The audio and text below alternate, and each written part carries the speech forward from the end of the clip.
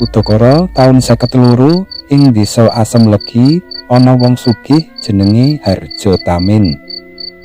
Omahe gebyok jejer 3. Pekarangane jembar, akeh tanduran karang kitri, royom lan edung.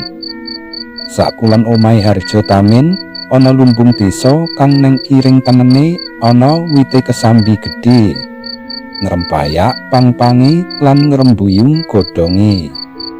Katon singup jalaran lumbung desa kuwi arang banget diambah wong, kejaba yen wayah lebar panen lan ngadepake mangsa labuh ngono kae. Mung wae pendak kala mangsa ana sarekat desa kang kajibah titi preksa. Godheke ngakeh lumbung desa mau dienggoni gendruwo. Jarene yen padang bulan sok ngaton petingkrangan neng wit kesambi utawa lungguh jingkruk ing emperan lumbung.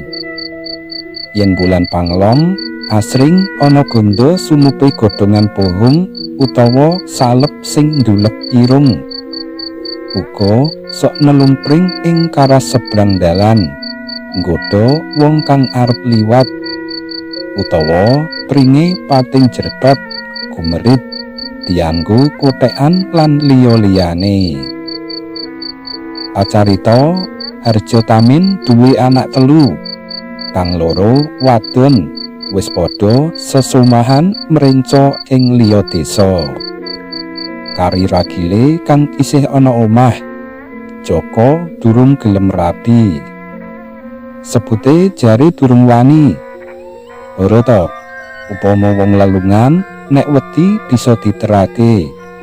Bareng nek wedi rabi, apa iya bisa diterake? Banjur kepriye carane?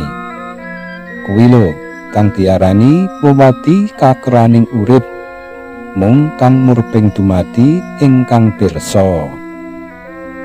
Katresnan mono kanugrahan, manungsa mung sakderma nampa sarta milala. Mula ora jeneng aneh yen ana prawan kinyis-kinyis gelem dirabi wong tuwek. Wong bagus utawa ayu duwe bojo elek rupane, wong sugih entuk wong melarat.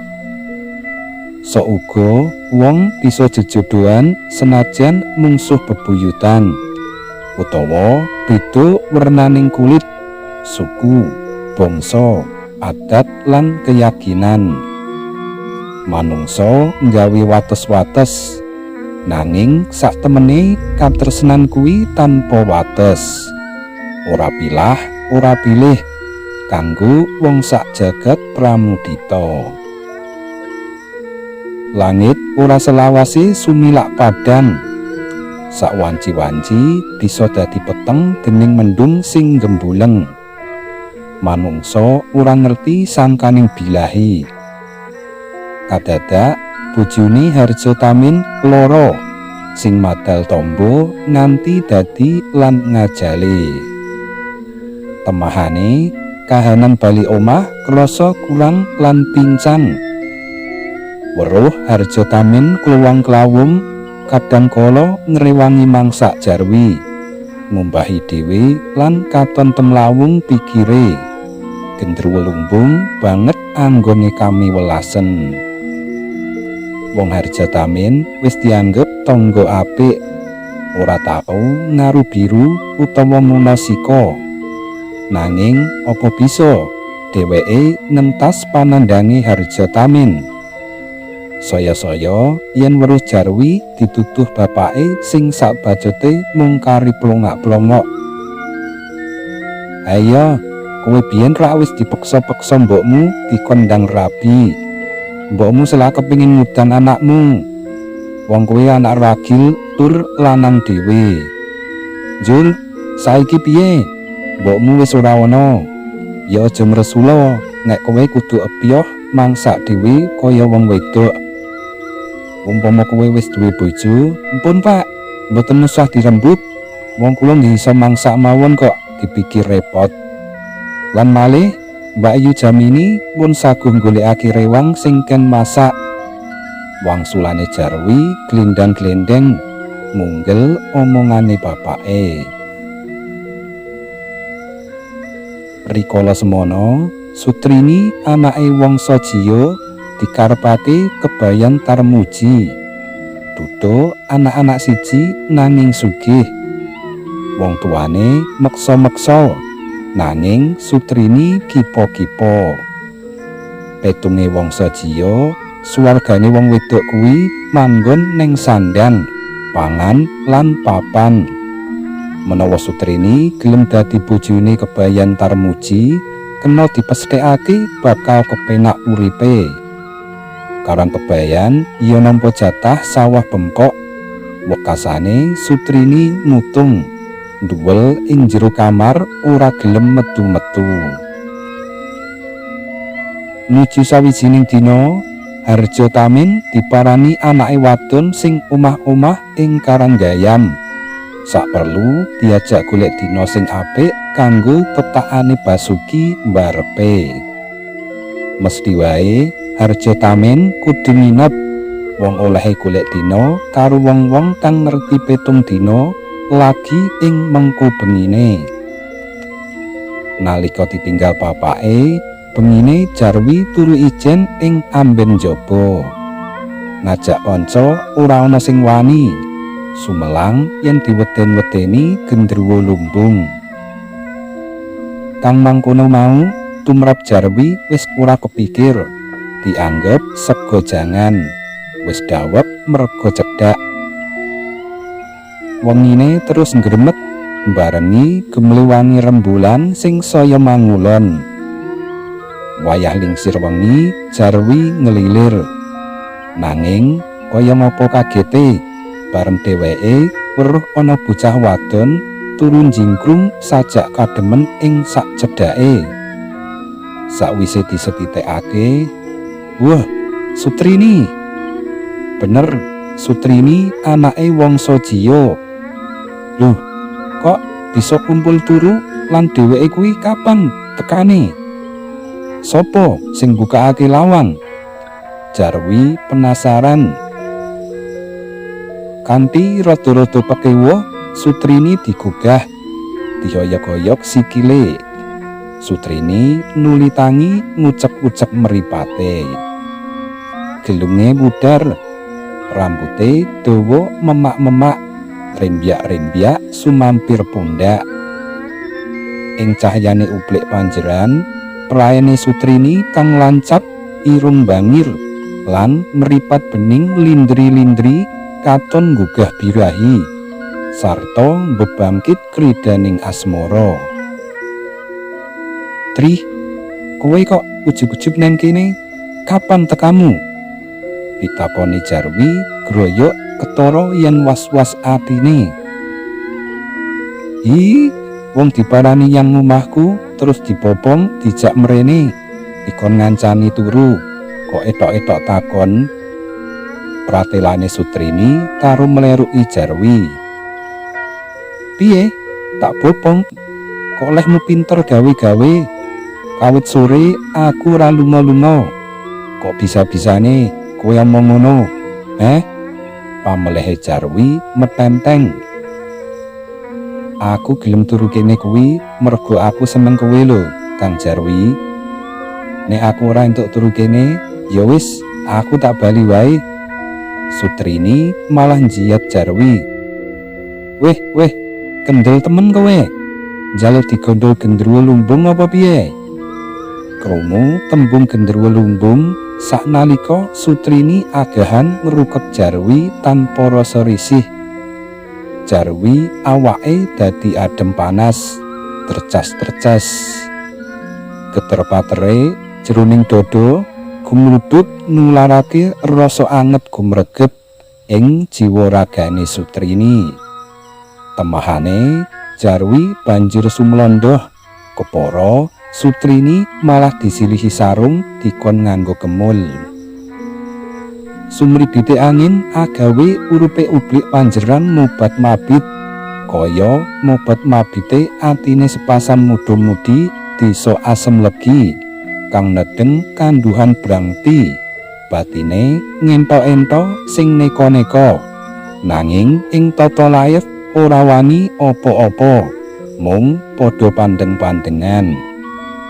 Nganti suwening suwe kekarune kaya kena sirep, les keturon.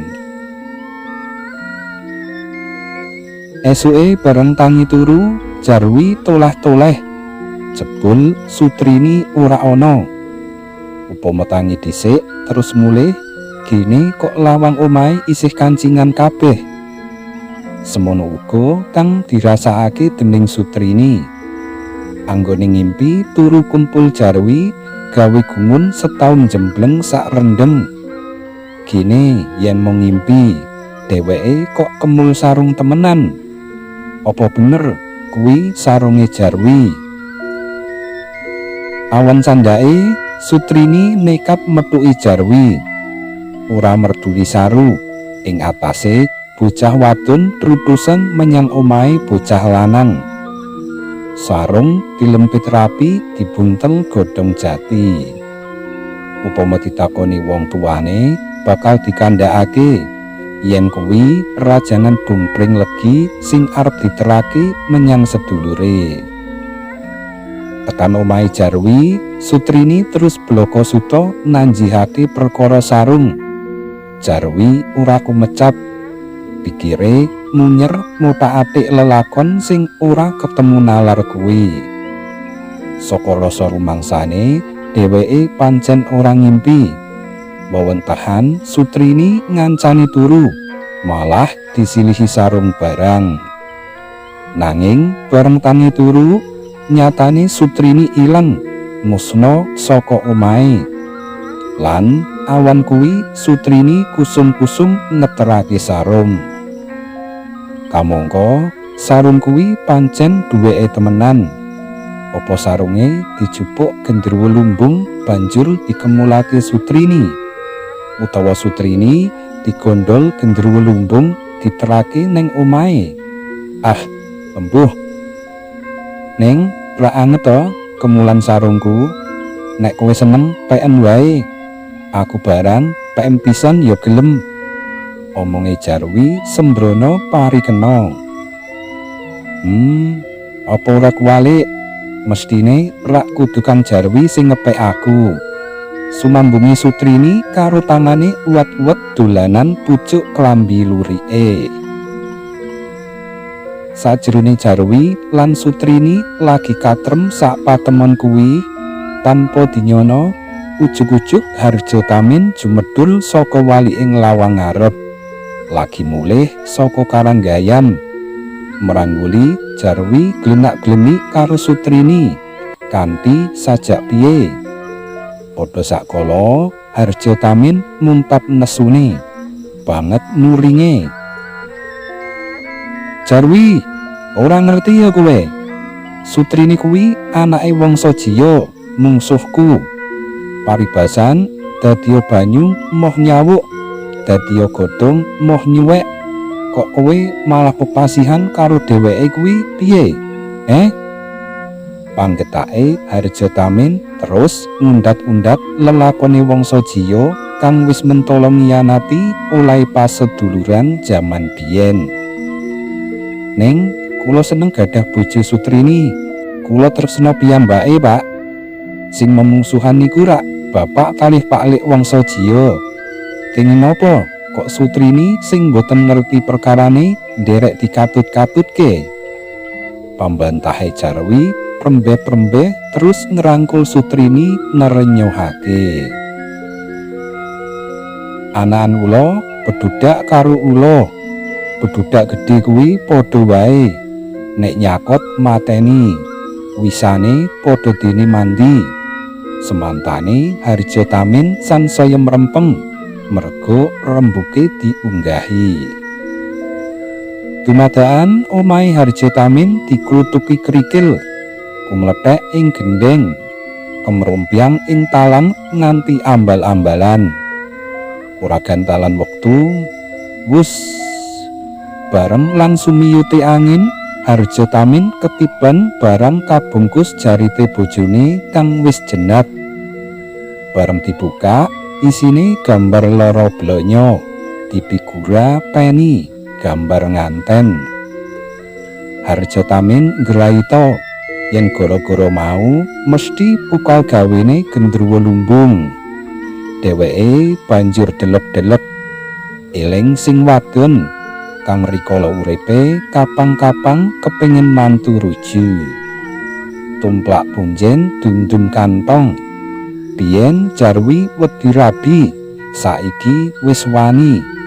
Ngopo dadak dipepalangi? Sabanjure Jarwi nyeritakake oleh ketemu Sutrini mau bengi, kang banjur digathukake karo tibane gambar loro blonyo kuwi. Tututane genah gendruwo lumbung sing njodhokake Jarwi lan Sutrini. Dadi yen kaya mengkono, bangsane lelembut kuwi iya ana sing apik, kaya gendruwo lumbung kang dadi dandan utawa comblang lan gawe wong memungsuhan dadi akur. Harjatamin lilih atine, sumedya ngajak rukun wangsa jiya lan agi-agi melamar Sutrini. Kekuatane katresnan mula ngedap-ngedapi. Mula aja dienggo dolanan, mbebayani.